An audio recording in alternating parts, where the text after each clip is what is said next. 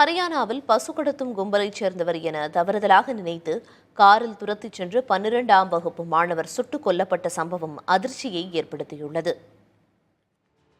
நாட்டில் பசுவதையை தடுக்கும் நோக்கத்தில் பல்வேறு சட்டங்கள் மற்றும் கட்டுப்பாடுகள் இருந்த போதிலும் பல்வேறு மாநிலங்களில் பசு பாதுகாப்பு என்ற பெயரில் மோதல்கள் மற்றும் இரத்த களறிகள் அதிகரித்து வருகின்றன.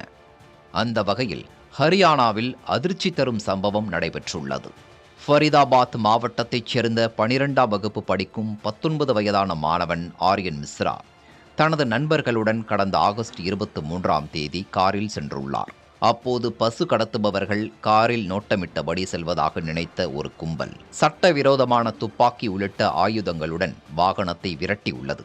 இதை சற்றும் எதிர்பாராத மாணவர்கள் பயத்தில் காரை வேகமாக ஓட்டிச் சென்றுள்ளனர். மேலும் பசு பாதுகாப்பு கும்பலும் சுமார் 30 கிலோமீட்டர் தூரம் காரை விடாமல் துரத்திச் சென்றுள்ளது.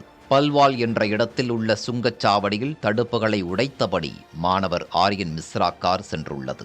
ஒரு கட்டத்தில் காரை மடக்கி பிடித்த கும்பல் காருக்குள் துப்பாக்கிச்சூடு நடத்தியுள்ளது. இதில் ஆரியன் மிஸ்ரா கழுத்தில் குண்டுபட்டு படுகாயமடைந்துள்ளார். அதன் பிறகு மீண்டும் துப்பாக்கிச்சூடு நடத்தப்பட்ட நிலையில் ஆரியன் மிஸ்ரா மார்பில் மேலும் ஒரு குண்டு துளைத்து உயிரிழந்தார்.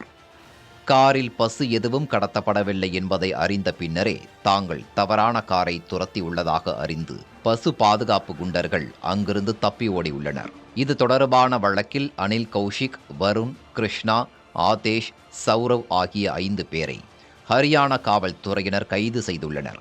கைது செய்யப்பட்டவர்கள் அளித்த வாக்குமூலத்தின் பேரில்தான் நடந்த சம்பவம் வெளிச்சத்திற்கு வந்துள்ளது.